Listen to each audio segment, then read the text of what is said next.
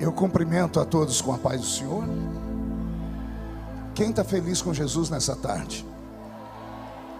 Então encontre uma pessoa bem bonita do seu lado e dê um sorriso para ela. Ficou difícil? Tem gente que nem vira o pescoço. Se não tiver ninguém bonito aí embaixo, é só olhar aqui para cima então, tá bom? Mas não é para mim não, é só olhar para o Micael, né? Que foi arrebatado, ó, sumiu. Então você vai ter que se contentar com quem está do seu lado aí mesmo, tá? É uma alegria poder estar aqui em Anápolis nesse lindo evento. Me emocionei aqui ouvindo a história contada pelo nosso apóstolo, pelo nosso missionário. E eu confesso a vocês que fui tocado pelo Espírito Santo. Quero cumprimentar o pastor Washington, que já me recebeu ali com um carinho tão grande. Agradecer ao conselho da Igreja Quadrangular, na pessoa do pastor Zoroastro, que me deu um abraço aqui atrás. O pastor Micael, que eu conheci, esse moço que lidera esse lindo evento. Agradecer também aqui ao deputado federal Glaustin da Focus, porque foi ele que me mandou para cá, viu? Ao Samuel, que é assessor dele, e ao Léo França, que é coordenador de cidadania do estado de Goiás. Deus abençoe a todos vocês. Eu convido a igreja a estar de pé para lermos um trecho da Bíblia Sagrada.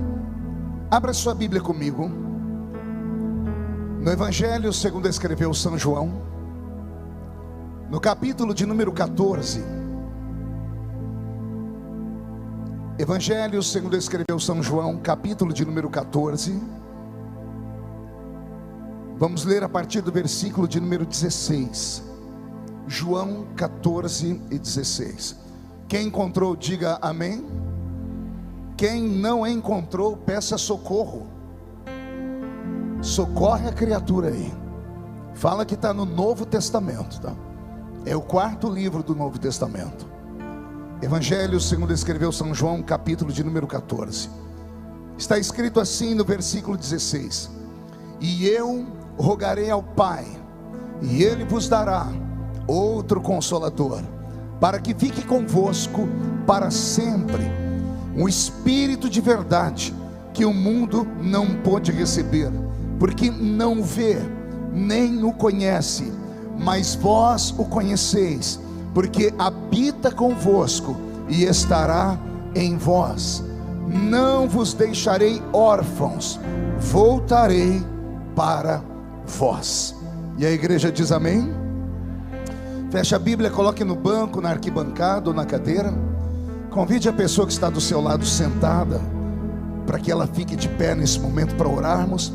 Só fique sentado se você estiver com uma criança no colo, ou se você estiver doente. Aliás, se estiver doente, já seja curado em nome de Jesus Cristo Nazareno.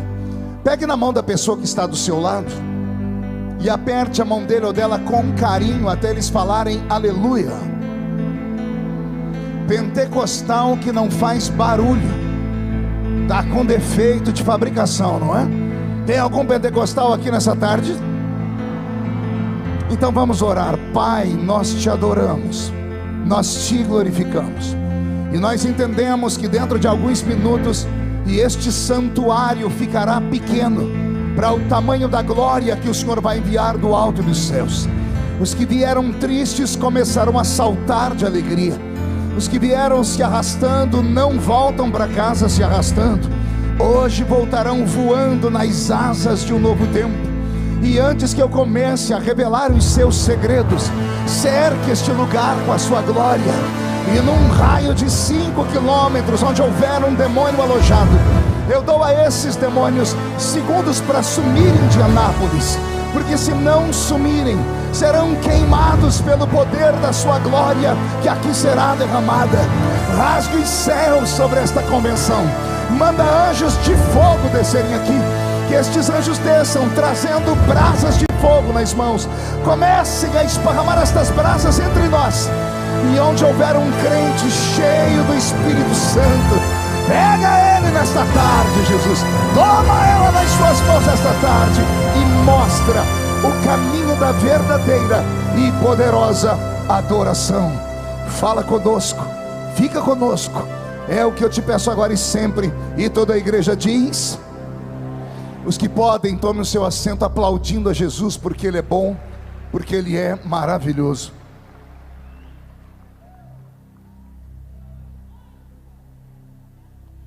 Graças a Deus. Querida igreja, noiva do Cordeiro, simpatizantes da nossa fé, amigos que vieram de perto ou de longe para este lindo dia, para esta linda festa. O Senhor Deus tem algo muito sério, sensível e muito íntimo para revelar ao seu coração. E por isso eu conto com a atenção de todos vocês. Eu estava dizendo ao irmão que estava me conduzindo aqui, que fazer evento num ambiente como esse não é fácil. É natural, como é muito grande o lugar, as pessoas se perderem, alguns não prestarem atenção no culto, outros não pararem de andar. Mas se você puder, por alguns minutos, ouvir a voz desse velho pregador, desse veterano. Pastor Orlando disse aqui que o cabelo dele está branco e a minha barba também, né? Já sou veterano também, pastor Orlando. Então vou pedir a você que, se puder encontrar um lugarzinho para se assentar e evitar andar agora, você vai me ajudar e vai ajudar o irmão que está aí querendo prestar atenção no culto. Mas é só um pedido, não é uma ordem, tá? Porque vai que de repente você tem uma diarreia daquela que não tem Imosec que resolva. Aí por favor você saia correndo, porque nós vamos compreender. Agora, se você puder me emprestar a sua atenção, eu vou te convidar a fazer uma viagem comigo aqui. É uma viagem só de ida para dentro do coração de Deus. Quem me acompanha nessa viagem? Então dê mais um grito daquele tamanho que só vocês sabem dar. Maravilha.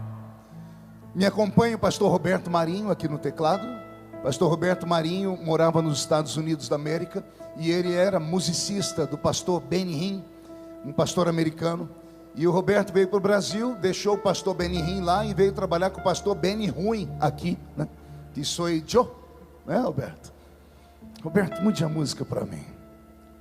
O texto que eu li nessa noite, ou melhor, nesta tarde, é um texto tão simples, tão conhecido, que ele chega a ser um catecismo daqueles crentes que são lá da minha época, que nós chamamos de crentes pentecostais raiz. Eu li a Bíblia Sagrada inúmeras vezes. A primeira vez que li a Bíblia eu tinha 9 anos de idade, e eu era coroinha lá na paróquia Cristo Rei, e o meu líder espiritual era o Padre Ângelo, um homem bravo que só Jesus na causa. Não era tão bravo quanto o pastor João Antônio, que eu conheço, já preguei lá em Goiânia, mas chegava quase no seu nível. E eu me lembro que lá naquela igreja eu aprendi a amar a Bíblia. E a Bíblia que eu li pela primeira vez era a Bíblia Ave Maria. Era uma Bíblia que tinha 7 livros a mais do que o nosso. Menino prodígio, 9 anos eu não entendia muito, mas algumas coisas da Bíblia saltaram diante de mim, e isso modificou completamente a minha maneira de ver o mundo. Passado o tempo, tenho lido a Bíblia mais de 30 vezes, escrevi mais de 20 livros sobre a Bíblia, inclusive uma enciclopédia bíblica, e formei ao redor do mundo mais de 8.000 alunos na nossa escola de teologia, o Instituto Carisma. Mas mesmo assim, eu ainda me sinto como um aluno da Bíblia Sagrada. Estou falando isso só para dizer a vocês que nem sempre lendo um texto, este texto conversa com a gente.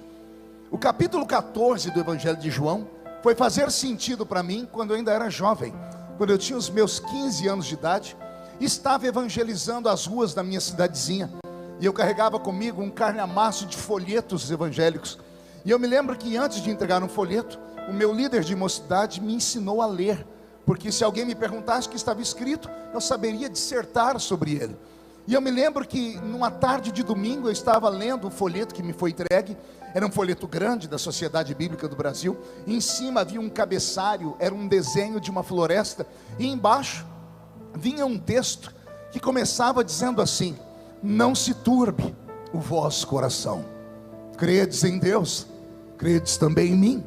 Na casa de meu pai há muitas moradas, se não fosse assim, eu vou-lhe teria dito, eu vou preparar lugar, e depois virei outra vez, e vos levarei para mim mesmo, para que onde eu estiver, estejai vós também. Olha o poder desta palavra, que apenas de recitá-la, alguns crentes reverberaram adorando a Jesus. Nesse dia esse texto entrou no meu coração e passou então a fazer parte da minha vida, do meu métier evangélico. Com o passar do tempo, fui me aprofundando, tentando entender o que Jesus estava dizendo aqui, e compreendi através do estudo profundo da teologia, que o capítulo 14 do Evangelho de João, ele está no lugar errado. Entenda você que a Bíblia Sagrada que você carrega nas mãos, ela não está escrita em ordem cronológica. Nem todos os livros que estão escritos um após outro, foram escritos um após outro. Da mesma forma, algumas histórias do Novo Testamento, da vida de Cristo. O capítulo 14, por exemplo, que está no meio quase do Evangelho de João, deveria ser escrito no final. Ele deveria anteceder o dia ou a noite em que Jesus Cristo, depois de cear, foi traído. Porque o capítulo 14 do Evangelho de João é um capítulo de despedida. Jesus estava se despedindo dos seus discípulos. E a palavra discípulo significa alunos. E esses alunos tinham um mestre, tinham um professor, que era o Rabi da Galileia, que era aquele homem chamado de Yeshua, conhecido como o Machia de Israel. Quem conhece a história de Jesus sabe que nós erramos quando falamos que Jesus teve 12 discípulos. Isso não é verdade, pastor Washington. Jesus teve centenas de discípulos. Só em Lucas capítulo 10, ele enviou uma comitiva de 70 discípulos para evangelizar. Então Jesus não teve 70 discípulos ou 12, ele teve centenas. Depois do milagre que ele efetuou nas bodas de Caná da Galileia, ele deixou de ser deixou de ser apenas o filho de José e Maria, o carpinteiro, para se tornar uma figura pública e uma figura enigmática, emblemática e poderosa.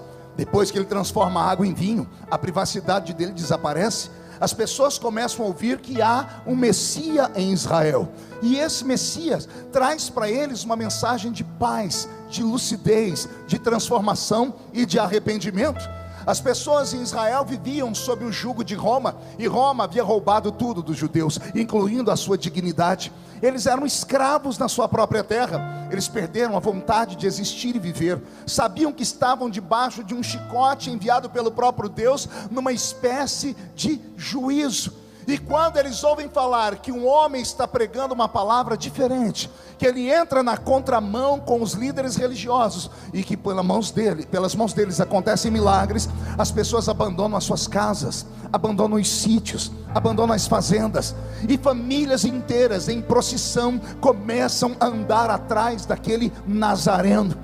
Chegou um tempo em que Jesus tinha ao lado dele 5.000 homens, fora mulheres e crianças. Imaginem vocês, 15.000 pessoas, muito mais gente do que muitas cidades aqui no estado de Goiás, inclusive do estado de São Paulo, onde eu moro.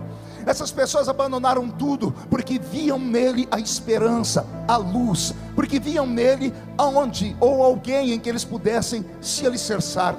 Então, depois que Jesus chama essa multidão, milhares de discípulos, pessoas que caminham ao lado dele para aprender, ele começa a perceber que no meio daquela multidão, 12 deles se destacam.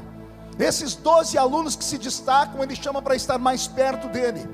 Os demais acompanham ele de longe. Esses 12 passam a caminhar com ele, passam a morar com ele, passam a respirar o mesmo oxigênio dele. E depois de 3 anos e meio, mesmo tendo sido um professor bravo, porque teve dias que ele olhou para eles e disse: se não querem ouvir o que eu falo, vão embora daqui.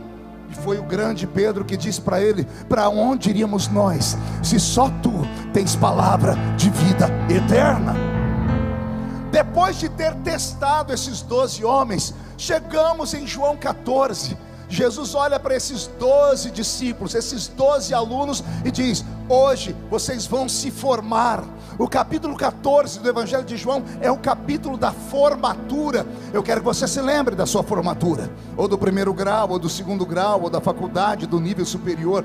Depois de anos a fio, aprendendo com seus mestres, sendo reprovado às vezes, sendo aplaudido às vezes, ficando de gancho às vezes, no final você passou de ano e você agora vai receber um diploma. Esse diploma vai tirar o nome de aluno de você, e alguns deixam de ser alunos para serem mestres, deixam de ser alunos para serem doutores, deixam de ser alunos para serem médicos, etc e etc. No capítulo 14 é o capítulo da formatura. O mestre, o Rabi da Galileia, está diante dos 12, os únicos que passaram no teste. Começaram com milhares lá atrás, só 12 passaram no teste. Ele olha para esses 12 e diz assim: depois de 3 anos e meio, vocês passaram.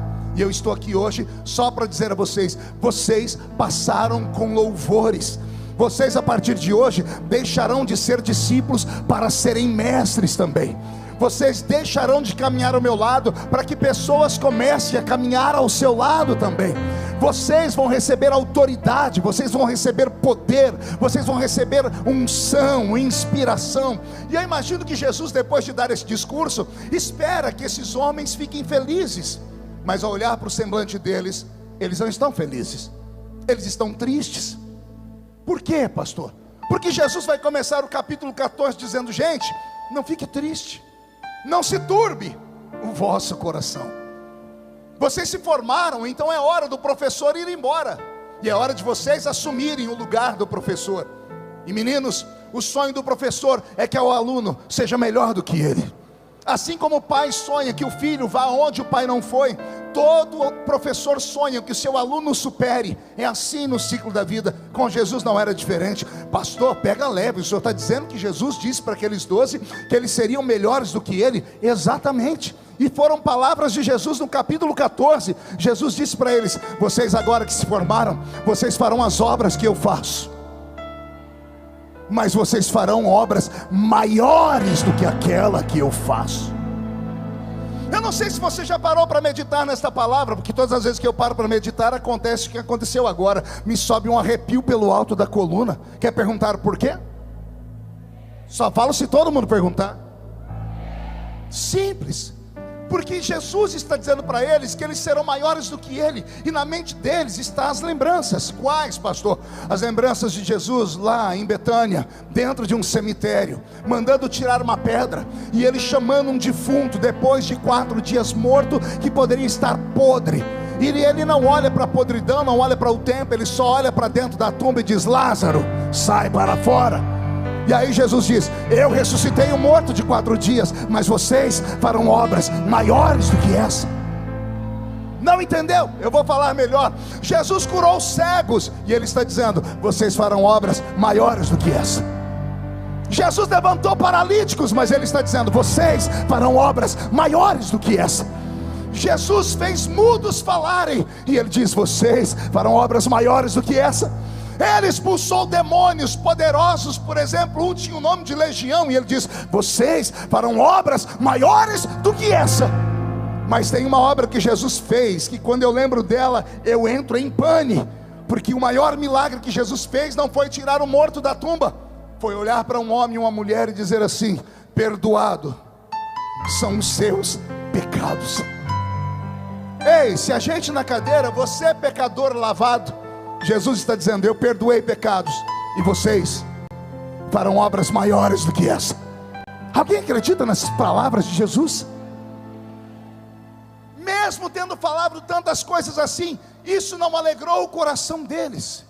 E Jesus está lendo a mente deles, tentando entender por que o semblante deles ainda está em prantos. E eu imagino Jesus lendo na memória deles as lembranças. Lembranças do que, pastor?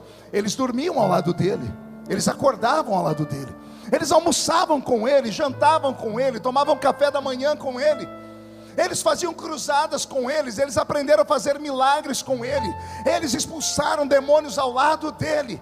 E agora, essa figura tão enigmática que era Jesus, que estava ao lado deles, que não deixava eles sentirem necessidade de nada. Você se lembra o dia que esses discípulos foram assistir um outro culto? Chegaram perto de Jesus e disseram: fomos na igreja do pregador João Batista, e lá nós vimos que os discípulos de João Batista sabem orar, e nós não sabemos. Jesus, ensina-nos a orar. Não era simples Jesus falar: é claro que eu vou ensinar vocês. Mas não, Jesus olhou para eles e disse: para quê? Eu estou aqui. Vou falar de novo.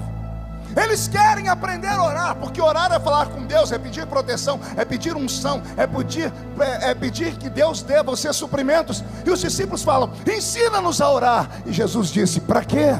Eu estou aqui. É a maneira de dizer: enquanto eu estiver com vocês, o lobo não vem. Enquanto eu estiver com vocês, demônios não tomam posse de vocês. Enquanto eu estiver perto de vocês, há uma redoma de fogo ao redor de vocês. Eles aprenderam a se escorar em Jesus. E Jesus entende que eles estão tristes porque eles eram íntimos dele. Já perdeu uma pessoa íntima? Lembra que quando você se formou na faculdade, na escola, os amigos com quem você ficou a vida toda, cada um foi para um canto. De vez em quando você entra lá no Facebook e encontra um deles, e aí vem as memórias, e você fica todo sorumbático. De vez em quando alguns até conseguem marcar uma reunião, e lá vem todo mundo, e todo mundo vem contar histórias do passado, porque a intimidade gera isso.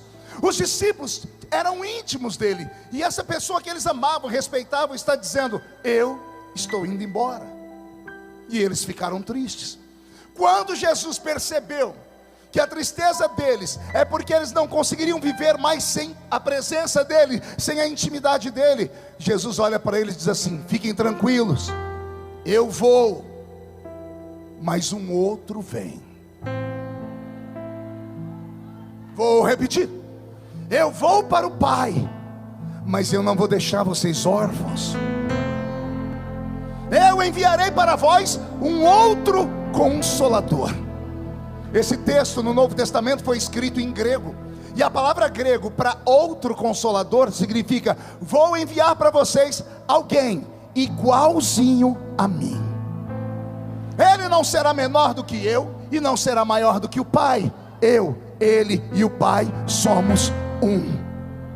O meu Pai já veio do céu para a terra e ficou com vocês no Velho Testamento inteiro, de Gênesis até Malaquias, nas 5 primeiras dispensações bíblicas. Na dispensação da inocência, consciência, governo humano, era patriarcal e lei, Deus Pai, Jeová, o grande, o eterno, ele esteve entre o povo. Termina o Velho Testamento e Deus retorna para o céu. 400 anos depois que terminamos o Velho Testamento, Deus Pai, lá no céu, resolve enviar para a terra Deus Filho. E então vem Deus Filho e fica com os discípulos no início da Era da Graça por 33 anos e meio. E agora Jesus está dizendo: o Pai já veio, eu já vim e vou para o céu, mas quando eu chegar lá, eu vou mandar um outro. Ah, você ainda não entendeu. Eu vou mandar um outro. E eu imagino na mente dos judeus que amavam tanto a angelologia, dizendo: o Senhor vai mandar quem? Miguel? O Senhor vai mandar Gabriel? O Senhor vai mandar um querubim, os serafins, os ofanins? O Senhor vai mandar um arcanjo? E Jesus dizendo: não, eu vou mandar para vocês o Espírito de verdade. Um Espírito de verdade que o mundo não pode receber. E não pode receber porque não o vê e nem o conhece. Aí Jesus olha para ele e diz assim: mas vós o conheceis, e ele estará convosco.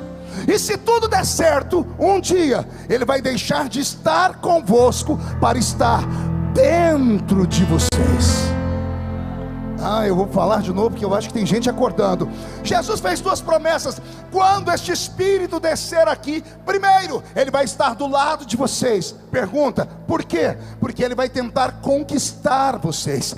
Ele vai tentar ser amigo de vocês. Ele vai tentar ser íntimo de vocês. E se vocês atingirem com ele o mesmo nível de intimidade que vocês atingiram comigo, um dia ele vai deixar de andar do lado para andar dentro de vocês.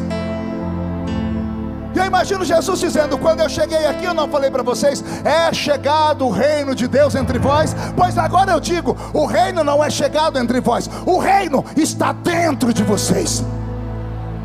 Quem acredita nessas palavras e pode dar um grito para animar esse velho pregador?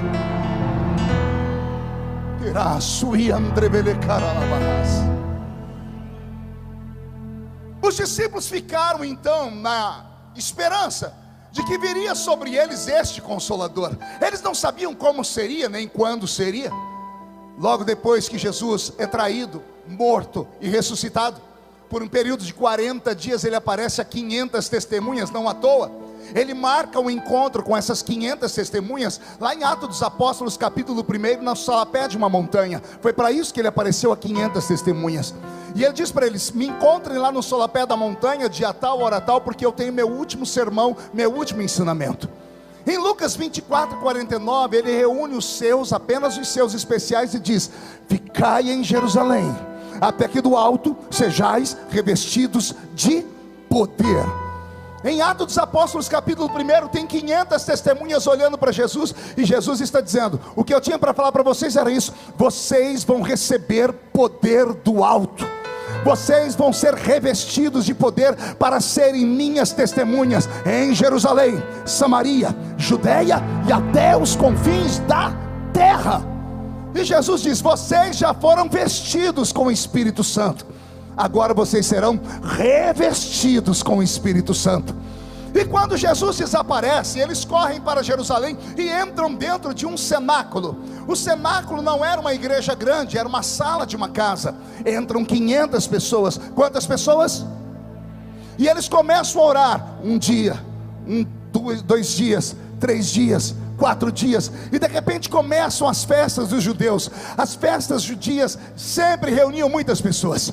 6 milhões de judeus estavam reunidos em Jerusalém em Atos capítulo 2. Se você terminar de ler Atos capítulo 2, você vai ver 14 nações ali representadas, de judeus que haviam sido esparramados pelo mundo por aquela diáspora antiga. 6 milhões de judeus reunidos ali em Jerusalém. Judeu faz barulho por natureza. 6 milhões de judeus comprando, vendendo, cambiando, cantando, orando, sacrificando, abraçando amigos. Pense num barulho de 6 milhões de pessoas, e num cantinho tem quase 500 pessoas em oração.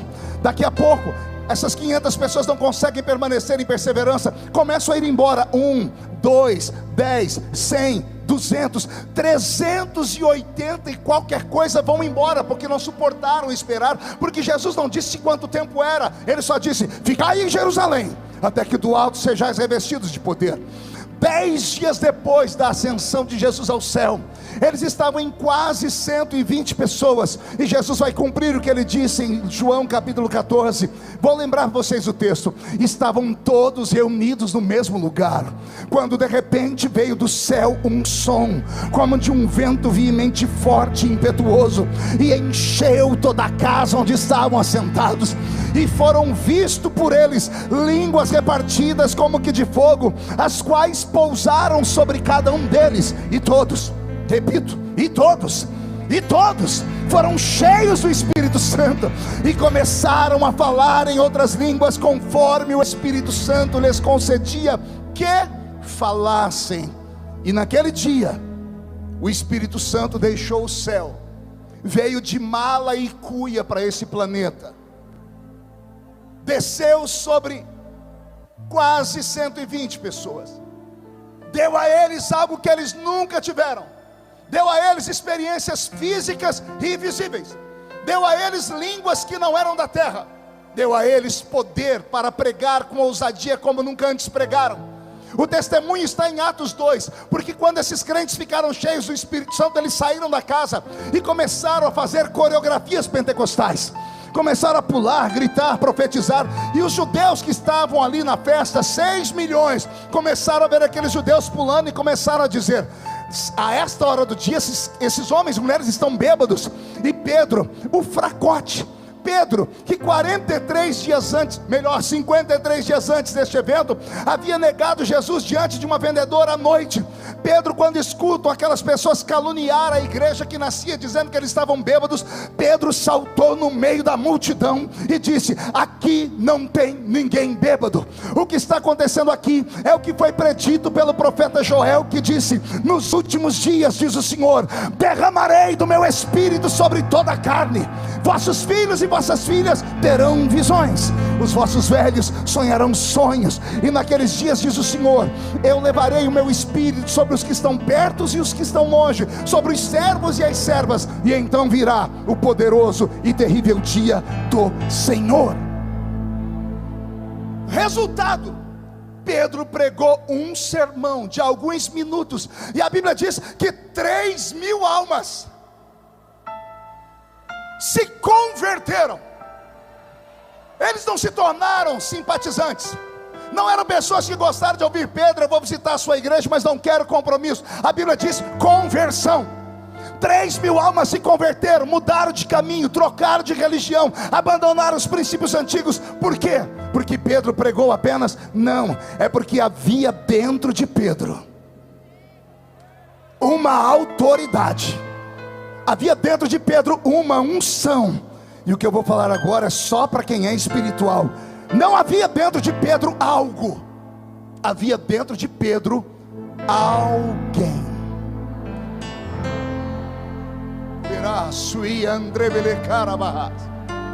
Havia dentro de Pedro agora alguém. Pastor, e por que o senhor está pregando sobre isso? Já já você vai entender. Em Atos dos Apóstolos capítulo 12, inaugura-se a igreja recebe o poder do Espírito Santo, os crentes falam em línguas, pregam com ousadia e começam a curar os enfermos. No capítulo 3, Pedro e João levantam o paralítico que estava lá na porta do templo chamado Formosa, e Pedro engata um segundo sermão, e agora a Bíblia diz que quase 5.000 almas se convertem a Jesus. Ei, pastores, amigos, companheiros de ministério, 2 pregações e Pedro tem uma igreja com 8.000 membros. Ah, ninguém entendeu, vou falar de novo. 2 cultos, 2 pregações e Pedro tem 8.000 membros. A igreja cresce com ousadia. Saímos de Atos capítulo 2, entramos em Atos capítulo 4. Atos capítulo 2 é o marco zero do início da igreja. No capítulo 4, a igreja de Jesus Cristo já tem 8 anos de vida. No capítulo 4, um diácono subiu até Samaria, foi cuidar de órfãos e viúvas. Chegou lá, alguém começou a perguntar de Jesus. Ele não perguntou para o alto clero, não perguntou para a convenção se podia pregar ou não. Não tinha ninguém olhando. Ele andou a pregar o evangelho e as pessoas começaram a sentir fome e sede de Jesus Cristo, e eles começaram a aceitar o Senhor. Formou-se uma igreja. O diácono volta em Jerusalém e fala: Pedro, João, eu preguei, não sei se podia pregar, mas lá em Samaria há um avivamento. Pedro e João foram lá para ver. Chegou lá e encontrou uma igreja viva, e a Bíblia diz: e Pedro e João, orando pelos crentes em Samaria, eles foram batizados com o Espírito Santo e começaram a falar em outras línguas. 10 anos depois do Pentecoste, Pedro vai até a cidade de Cesareia Marítima, e ele encontra ali em Cesareia Marítima um pagão, um europeu, chamado Cornélio. Cornélio está na casa dele, com a família dele, os amigos dele. Cornélio está ali com os seus parentes mais próximos e os empregados.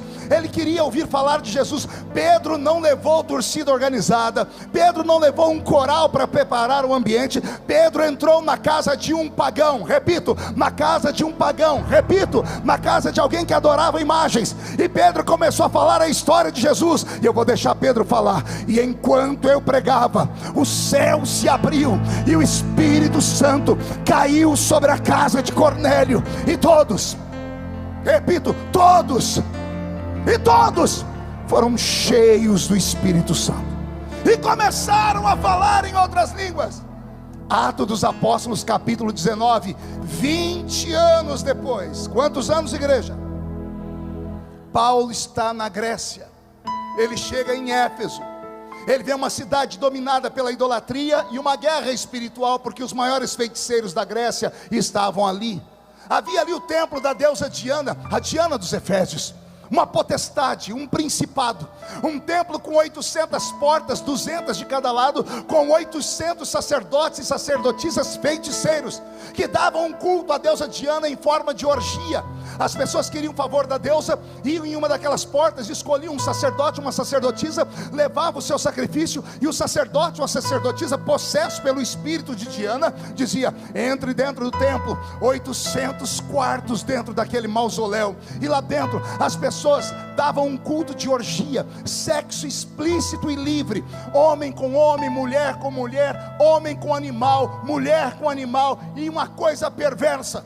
Era esse o espírito que habitava na cidade de Éfeso, fora os centros de feitiçaria.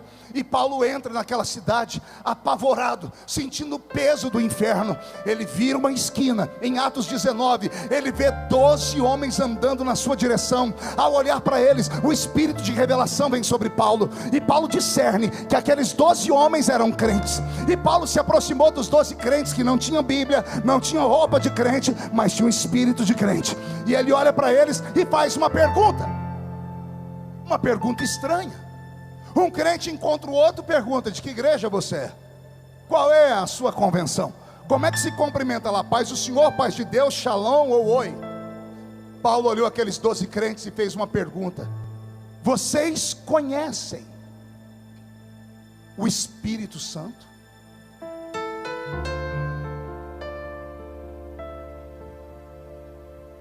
Eu me emociono quando eu falo isso.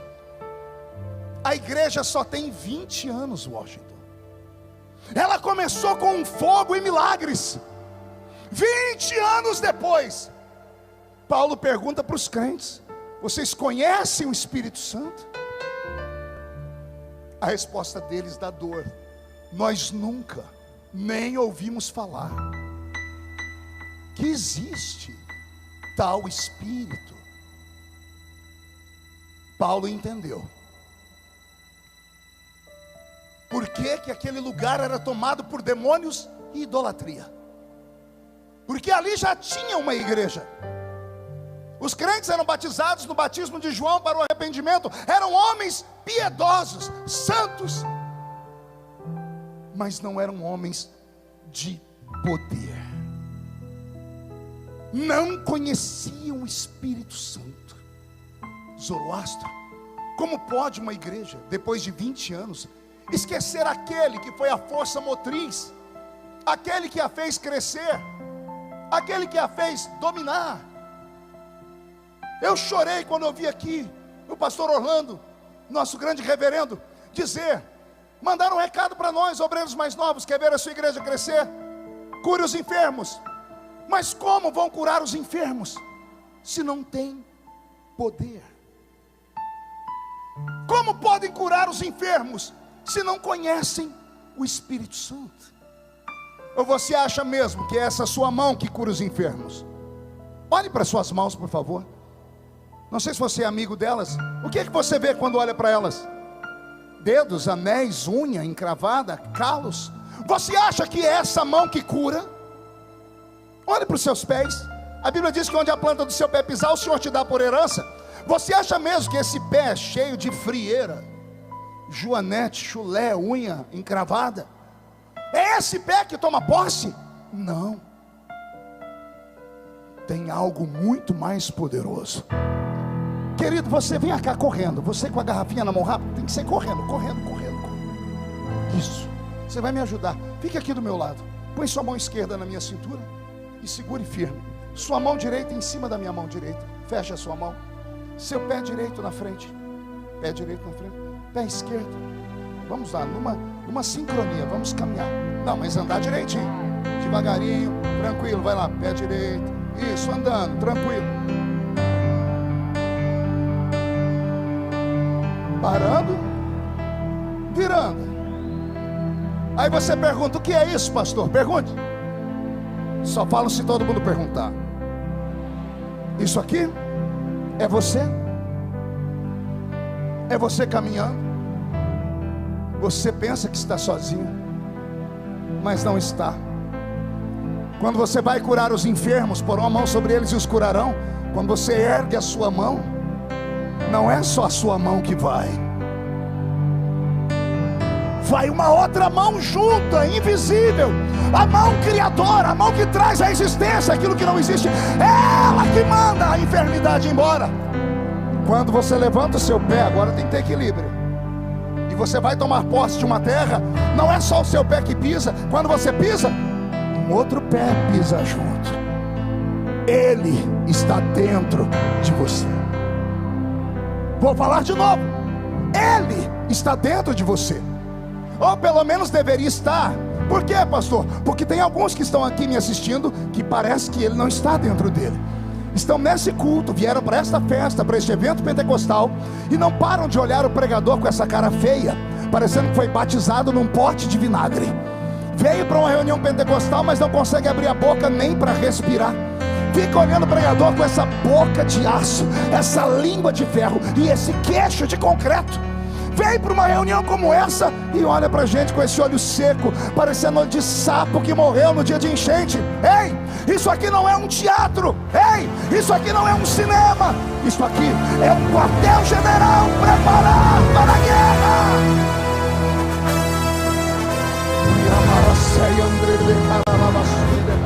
Por gentileza, mão direita levantada para o céu bem alto.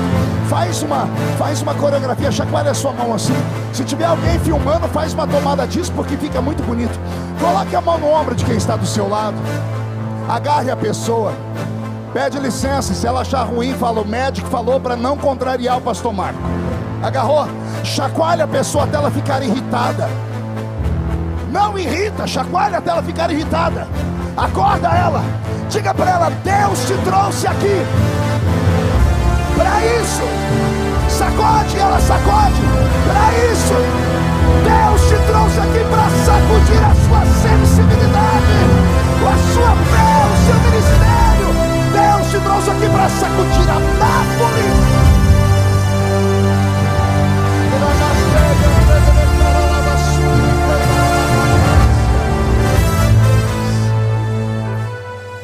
Olhe para mim.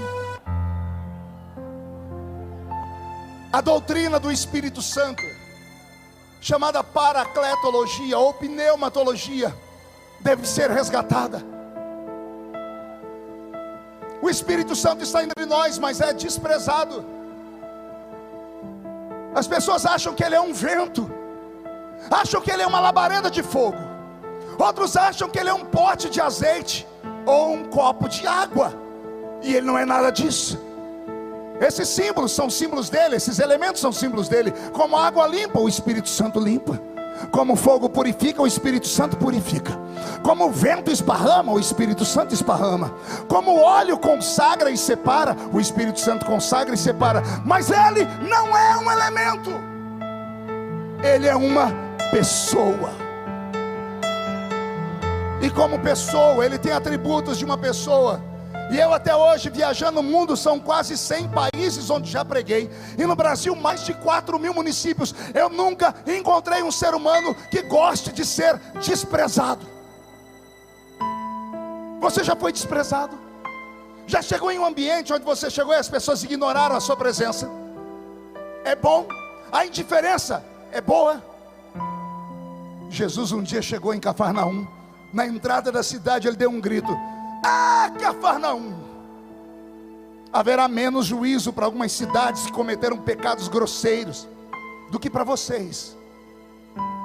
Se eu tivesse feito lá em Corazim, outra cidade, os milagres que eu fiz aqui, aquele povo tinha sido salvo. E vocês cometeram um pecado pior do que o deles, pior do que orgias, pior do que pecado da carne. E eu falei: Deus, qual era o pecado de Cafarnaum?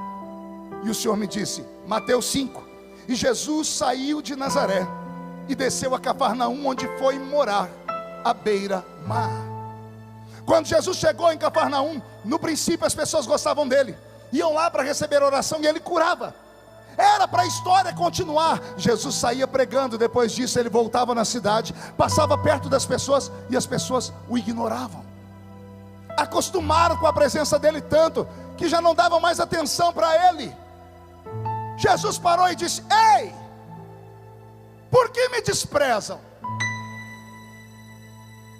Não há nada pior do que o desprezo. Perguntamos por que os milagres sumiram. A resposta está aqui: quem cura é ele através de nós. Então, ele não está em nós, não há cura. E por quê, pastor? Porque o símbolo dele é uma pombinha. Lembra Noé soltando uma pombinha 3 vezes? Pai, Filho e Espírito Santo. Lembra do Espírito Santo descendo sobre Jesus em forma corpórea de uma pomba? Por que uma pomba? Por que não a águia? A águia é reverenciada pelos crentes. Tem livros sobre a águia, crente águia, pastor águia. Tem mensagem sobre a águia. Ele não veio em forma de uma águia, porque a águia, o corvo, o urubu são aves de rapina. Eles matam, eles ciscam, eles comem carne em estado de putrefação. E para isso eles têm ácido no seu estômago. Eles têm aqui fel, para ajudar a dissolver a carne podre com os vermes e os ossos. A pombinha é a única ave que não tem fel no estômago. Você nunca vai ver uma pombinha ciscar carniça. Você nunca vai ver uma pombinha descer onde tem coisa podre. Pastor, isso dói. Dói, mas é a verdade. Como ele pode descer sobre você? Você tem uma vida dupla. Aqui é uma coisa, lá é outra. Como pode ele se manifestar sobre você? Olha o que você está fazendo agora. Eu vou até fechar o olho, senão eu entrego. Gente, eu sou crente velho demais. Tem casais sentados aqui, namoradinhos, dando beijo no rosto enquanto eu estou pregando. A mão do rapaz está na costa da moça, passando a unha. Só Deus sabe o que ele está falando para ela. E aí nós queremos que aconteça sinais. Queremos que venha Jesus batizar com o Espírito Santo. Como é que ele pode te batizar com o Espírito Santo se você não para de mascar essa desgraça desse chiclete? Tenta mascar chiclete na presença de um juiz. Mas tenta ir numa reunião especial mascar chiclete, para você ver a repreensão que você toma. Aqui não é a casa da mãe Joana. Aqui ainda é o quartel-general de Jesus Cristo. Nós não conhecemos mais Ele, porque Ele não pode descer mais entre nós. Quando o Espírito Santo dá um rasante e tenta pousar, o mau cheiro, a vida dupla, os pecados de estimação, a falta de compromisso, a falta de prioridade, vem na frente. Não, pastor, calma aí, pastor, eu sinto Jesus, eu choro na hora do louvor. Querida, você chora escutando o Gustavo Lima em casa. Lágrima de emoção, crocodilo. O senhor se acabou de chorar no filme do Titanic, quando Leonardo DiCaprio, segurando na madeira, olhou para Rose e disse: tchau, Rose. E foi afundando, com aquela boquinha azul. Até hoje eu não entendo porque que ele não subiu naquela madeira. Cabia ele, a Rose, mais 5 lá. Por que que ele afundou? Só o cineasta para explicar. Não é mera emoção, é presença. Não é mero arrepio, é a presença. Você pode não acreditar, mas enquanto eu estou pregando, Ele está aí. Ele está passando perto de você, te olhando, fazendo anotações. Ele está vendo como o seu coração bate na medida que o pregador vai pregando ou o cantor canta. Ele vai medindo o seu batimento cardíaco, se você se desequilibra, se você sonha, se você tem desejos. Como é que você acha que pregadores que já pregaram aqui, esses que deram testemunho e eu, chegamos até aqui? Você acha mesmo que Deus me chamou porque eu sou bonitinho? Não, eu tenho espelho na minha casa. Aliás, se a unção fosse dada por beleza, eu e o Roberto não entrava nem no céu. A unção é dada pela paixão, pelo desejo, pela entrega, pela intimidade. E Ele está aqui. Mas você não percebe Ele. E Ele está aqui tentando te conduzir. Ele está aqui tentando te levar para uma posição mais alta. Percebeu que os crentes mais modernos não gritam, não pulam, não fazem aquelas coreografias de antigamente? Você vai falar coisas, não, eu não sou mais um crente menino, eu agora sou estudado, eu falo how are you? Ah, coisa ruim. Não é nada disso. Não é sobra de intelecto, é falta de percepção, é falta de sensibilidade. Ele está aqui. Lembra que todas as vezes que eu citei os textos, eu fiz questão de dizer que todas as vezes que o Espírito Santo desceu, ele desceu sobre todos. Atos 2, desceu sobre todos. Lá no capítulo 4, em Samaria, desceu sobre todos. Lembram disso? Casa de Cornélio, desceu sobre todos. Lá na Grécia, desceu sobre todos. Por que que enquanto eu prego, uma ali está chorando, falando em línguas, e o outro ali está abrindo a boca de sono? Por que que alguém lá em cima está adorando a Deus e o outro não para de olhar para o relógio para ir embora? Por que que Ele não desce mais sobre todos? Porque existem barreiras que os separam. Mas nessa madrugada, o Senhor Deus vai te visitar. Lá pelas 3 da manhã, eu estou profetizando, o Senhor vai te acordar para ter um particular contigo. E Ele vai confirmar as coisas que eu estou falando aqui nessa tarde. Talvez agora, por causa do sol quente, a barriga está cheia, você não está percebendo, mas de madrugada o Espírito do Senhor vai entrar dentro dos seus aposentos e vai dizer para você: quer vencer esta guerra, quer um avivamento, quer de fato a paz, quer de fato essa glória. Não é com os braços cruzados, não é passando o culto inteiro filosofando, olhando para o céu dizendo to be or not to be, that's the question. Não é assim que ele vai vir. Quer ver o Espírito descer? Reaja. Quer ver o Espírito Santo tomar os profetas? Reage. Reagir como, pastor? Sei lá, faz alguma coisa. Grita, pula, planta a bananeira, agarra o diabo pelo chifre, esfrega a cara dele no chão, chuta a cara dele para o inferno, mas sai dessa terra. Onde está a igreja do poder, a igreja da autoridade? Junte essas palmas, um grito para acordar a cidade de Anápolis inteira.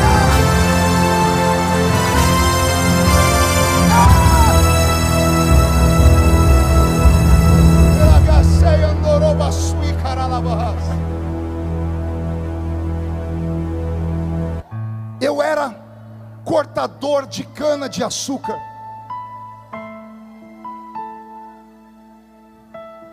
Eu apanhava laranja, algodão e café. Morávamos em 12 pessoas dentro de 2 cômodos. Eu não tenho nome de pai no meu registro, sou o famoso filho bastardo. Minha mãe não sabe ler nem escrever até hoje. E levou 35 anos para Jesus salvar ela. Moro numa cidadezinha desse tamanho. E aí alguém disse: como é que você voou tão alto? E eu digo: eu encontrei um amigo. Não era de carne, não era de osso, era invisível. Eu nunca o vi, mas eu sempre o senti. Uma irmãzinha só tinha 2 dentes na boca, o zagueiro e o atacante. Irmã Maria de Paula. Eu era novo convertido, ela me chamou e disse assim: meu filho, eu vi você brilhar. Eu disse: por quê? Ela disse: porque o Espírito Santo quer algo de você. E eu falei: como é que eu descubro? Ela disse: você tem que fazer uma escolha: ser mais um ou ser diferente. Eu disse: qual a diferença? Ela disse: ser diferente custa caro. Não vão querer ser seus amigos porque vão te chamar de louco, desequilibrado, fanático, santarrão, maluco, beato de igreja. E aconteceu tudo isso. Eu tinha 16 anos, estava orando no meio do mato, porque eu ainda oro no monte, não sei se você é contra isso. Eu ainda subo no meio da montanha para orar e me rasgo na presença de Deus. Eu estava orando um dia e gritei: Senhor, eu queria ser como os meus amigos são, descolados, namoradores, viajantes. Eu não consigo, por que eu não sou igual a eles? E o Senhor disse: porque um dia eles vão querer ser igual a você. O Espírito Santo não é uma coisa, ele é alguém. E ele quer pegar na sua mão hoje e quer te conduzir por uma viagem só de ida. Ele quer te revelar coisas que ele nunca revelou a ninguém. Só que para isso você tem que ser amigo dele. Você tem que pelo menos acreditar que ele existe. Você crê que ele existe? Alguém acredita? De verdade? Jesus disse: ele estará convosco. Ele está convosco, mas o desejo dele é estar em vós, dentro de vocês. Eu encerro contando um testemunho. Há 20 e poucos anos atrás, eu estava nos Estados Unidos da América, pregando no estado de Connecticut, pertinho de Massachusetts. E eu havia pregado numa igreja no domingo à noite, foi uma glória. E o pastor naquela noite disse: pastor Marco, amanhã vai haver uma cruzada aqui no estádio de futebol. E eu disse: quem é o pregador? Ele disse: o maior pregador de avivamento da América. Você quer ir comigo? Eu disse: eu quero. Ele disse: olha, eu tenho 2 ingressos que dá acesso à plataforma principal. E eu fiquei feliz, pastor Orlando. Falei: meu Deus, vou ver um pastor americano, maior avivalista dos Estados Unidos. Chegamos mais cedo, sentei numa plataforma, ficava assim à direita da tribuna. Tínhamos ali umas 200 pessoas sentadas, pastores e padres. Aqui atrás tinha um coral muito grande, na frente um estádio com 30, 40 mil pessoas. O pregador era o famoso pastor Benny Hinn. Eu nunca tinha visto ele. E todo mundo naquela ansiedade. E de repente anunciaram o pastor Benny Hinn. E quando ele entrou, todo mundo ficou de pé. Eu olhei e me escandalizei, porque o assembleiano roxo, e o cabelo dele parecia uma obra-prima. Era uma coisa assim, que não tem como nominar. Ele dava uma amarrada no cabelo aqui e descia pelo aqui. Eu falei, meu Deus, como é que o senhor usa esse cabeludo? Vai vendo. Não bastasse isso, o pastor Benny Hinn chegou diante do povo e falou que estava cansado. Beto, me ajuda aí, eu vou falar em inglês, tenta traduzir aí. Ele olhou para o povo e disse, brothers and sisters, I'm so tired. Irmãos e irmãs, eu estou tão cansado. I need some rest now. Eu preciso descansar agora. You understand me? Tá me entendendo? That's okay. Tá bem? Todo mundo ficou quieto. E eu falei, problema seu. O pastor me chamou para pregar aqui. Eu falo, eu estou cansado. Eu estou sem dormir desde ontem, gente. Eu vim de uma vigília direto para cá de São Paulo. Estou sem dormir. Eu vou aqui reclamar, problema meu. Não é problema dos outros, problema é meu. E eu falei, problema seu, pregador. Prega. Aí ele olhou e disse, irmãos, eu posso pregar sentado? Aí eu quase tive um infarto. Assembleiano, ver pregador pregar sentado. Botaram uma cadeira, o homem sentou e cruzou a perna. Quando ele cruzou a perna, eu quase desmaiei. Porque lá na minha igreja, quando eu fui consagrado a presbítero, a primeira vez que eu sentei no púlpito, quando eu cruzei a perna, eu tomei um tapa na perna. O pastor jogou a minha perna do outro lado e falou, nunca mais cruze a perna no púlpito, tenha respeito. Até hoje, quando eu vou cruzar a perna volta sozinha. Trauma. E aquele homem cabeludo cruzou a perna, botou a mão no joelho, Fábio, e foi pregar. E ele começou, falei, pelo menos a pregação vai ser boa. E ele começou, e Jesus entrou na cidade, e a árvore tinha Zaqueu, e Jesus disse, vou almoçar na sua casa. Eu falei, esse é o maior pregador do mundo? Eu falei, se me dão esse microfone. Ó, arrogante. Estava indo tudo muito bem, eu já estava quase dormindo. De repente esse homem, ele parou de falar. Eu levantei a cabeça para ver o que tinha acontecido. E ele deu um streamlick. Já viu que quando a pessoa tem aquela tremura? Minha mãe falava assim, quando você tremer, você fala, passa a morte que eu estou forte. Já teve isso? Ele fez isso. Quando ele se sacudiu, eu falei, o que está tendo ali? E ele disse assim, uau, it's here. Uau, ele está aqui. E ele ficou em pé. Ele disse, the Holy Spirit, o Espírito Santo, it's here. Está aqui. Are you feeling? Você está sentindo? And you? E você? Are you feeling? Está sentindo? It's here. Ele está aqui.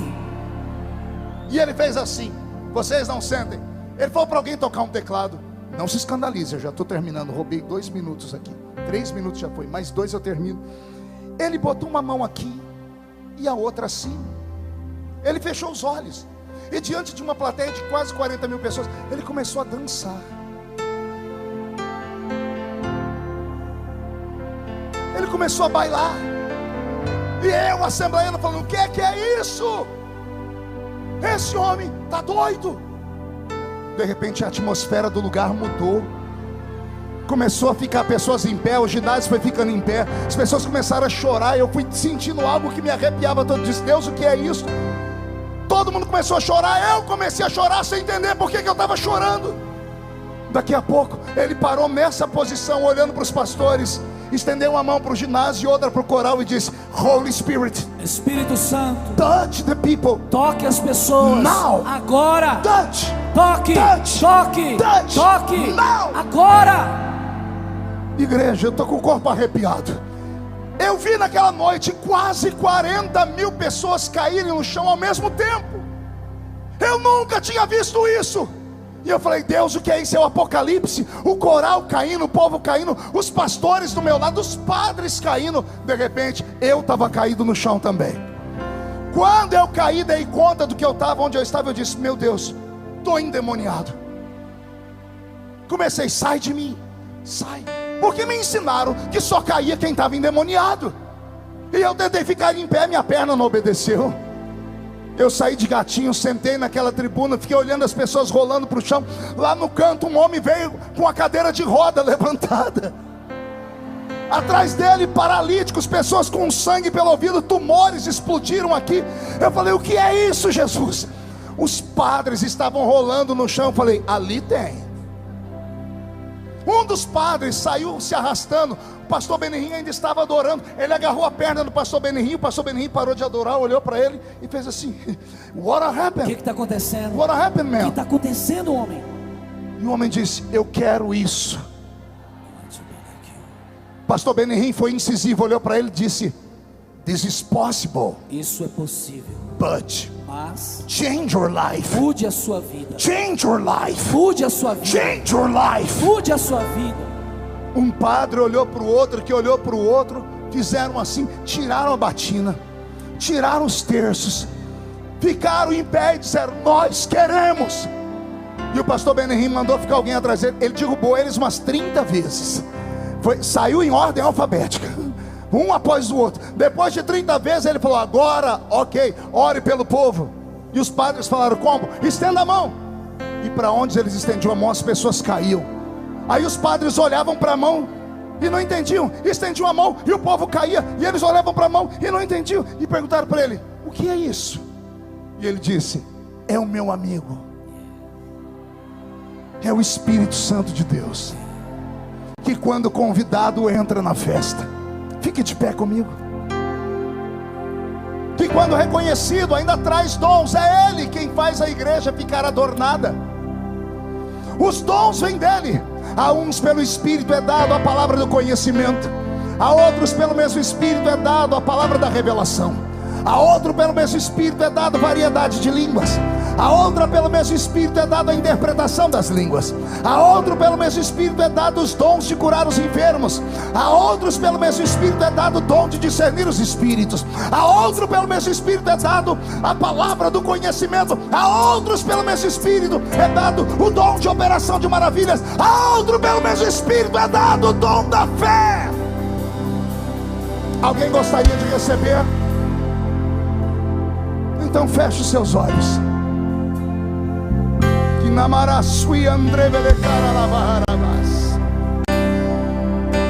Ah, amigo Espírito Santo,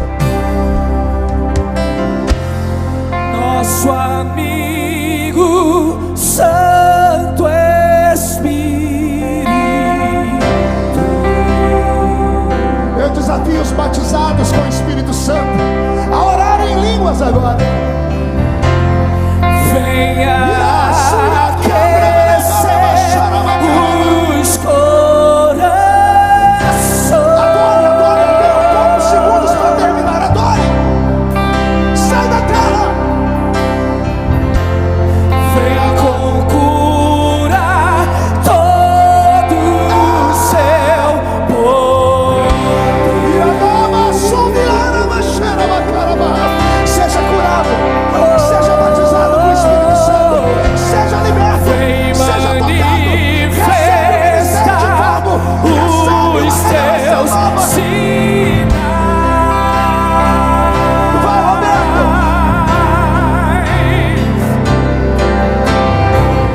O que dizer?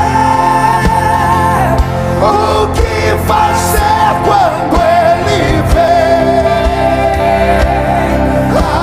aqui?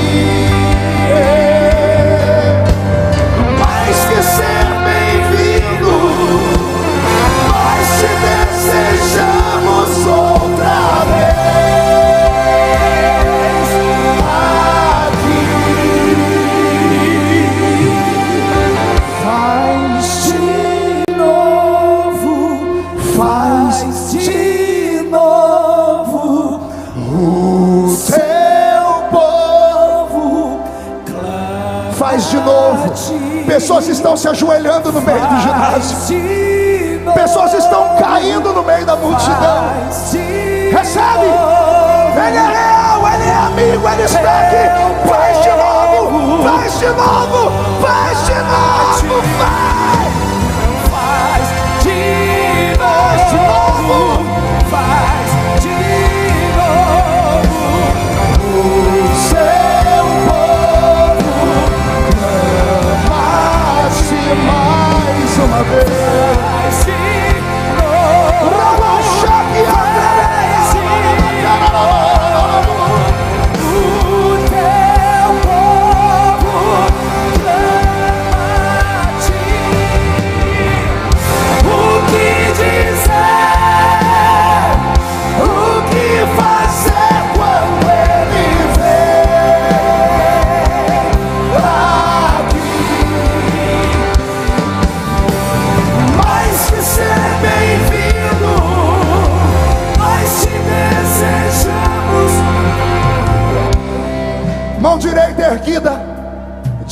comigo, em nome de Jesus. Mais alto, em nome de Jesus. Todos os demônios que lutaram contra a minha vida, contra a minha família, contra a minha sensibilidade, contra a minha igreja, que roubaram os dons, eu ordeno, venha para a palma da minha mão agora e feche a sua mão. Feche os olhos, eu vou contar até 3, você vai jogar no chão e vai pisar em cima. E aí você vai abraçar 2 pessoas e vai dizer: Ele vai fazer de novo, porque Ele está aqui, Ele é seu amigo. 1, você nunca mais será o mesmo. 1,5, sua família vai sentir orgulho de você de novo. 2, quem viver verá para ver o que Deus fará na igreja do Evangelho Quadrangular no Brasil. 2,5, Anápolis será conhecida como a capital do avivamento do Brasil. 3, jogue no chão. Quem pode aplaudir e gritar? Quem pode aplaudir, gritar e dar um pulo para cima? Aos guerreiros que estão aqui, escutem: sai da frente, Satanás! Estamos em guerra!